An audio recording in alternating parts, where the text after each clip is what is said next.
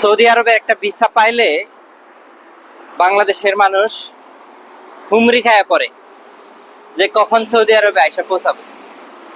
অথচ এইটার খোঁজ নেয় না যে ভিসাটা কোথা থেকে আসলো, কোন মাধ্যমে ভিসা আসলো, এই খোঁজটাও কিন্তু নেয় না যে আদৌ সৌদি আরবে এই কোম্পানিটা আছে কিনা, একটু খোঁজ খবর নিয়ে দেখি আমাকে এই কাজের কথা বলতেছে, অথবা ভিসা পাওয়ার পরে ভিসাটা চেক দিয়া অন্তত যে দেখবেন যে ওই কোম্পানিটা সৌদি আরবে আছে কিনা, এই খবরটুকু অন্তত বাংলাদেশ থেকে, যারা বাংলাদেশের থেকে আসতেছে এরা কেউ নেয় না।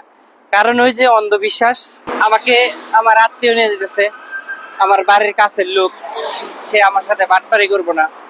তো ভাই, আপনার বাড়ির কাছের লোক অথবা আপনার আত্মীয় কোনো না কোনো দালালের মাধ্যমে, দালালের খপ্পরে পড়া 10টা টাকার জন্য, একটু লাভের জন্য আপনাকে সৌদি আরবে আইসা ফালাই দিতেছে। অযথা ভিসা, এগুলারে বলে অযথা ভিসা, যে ভিসার কোনো মা বাপ নাই। এই সমস্ত ভিসা দিয়ে আপনাকে নিয়ে আসবে সৌদি আরবে, আনার পরে আপনি কাজ তো পাবেনই না, কোম্পানি নেই, আপনার কোম্পানি নেই। কারণ হলো 3 মাসের ইকামা দিয়ে আপনাকে নিয়ে আসবে। এখন আবার নতুন নিয়ম করছে না যে সার্টিফিকেট দিয়ে আসতে হবে, তাকামুল সার্টিফিকেট। ভাই, যত নিয়মই করুক যা, যেই পর্যন্ত সৌদি আরবে এই 3 মাসের ইকামা বন্ধ না হবে সে পর্যন্ত আপনারা যদি সৌদি আরবে আসেন এই সমস্ত ইকামা দিয়া, তাহলে আপনার ভোগান্তি পড়তেই হবে। তো আপনার যদি টাকা থাকে, হিউজ পরিমাণ টাকা থাকে, তাহলে আপনার জন্য এটা আমি মনে করি না যে ভোগান্তি।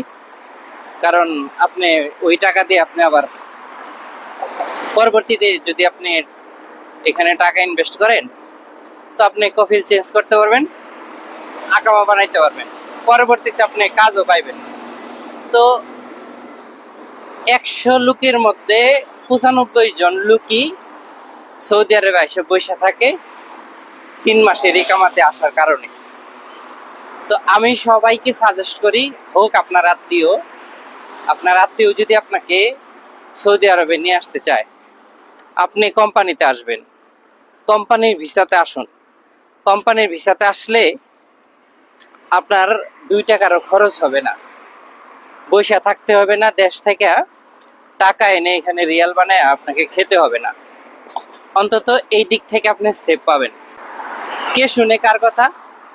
আমিও আপনাদের জন্য ভিডিও প্রতিনিয়তই আপলোড করি। তো যদি আপনারা আমার কথাগুলো শুনেন, অবশ্যই উপকৃত হবেন। আর যদি আপনি উপকৃত হন, তো আমার এই পেজটা ফলো করবেন এবং কি ভিডিওগুলো শেয়ার করবেন।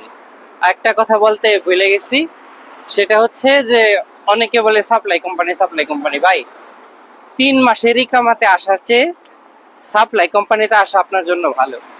আপনি আসেন সাপ্লাই কোম্পানিতে, কোনো সমস্যা নেই।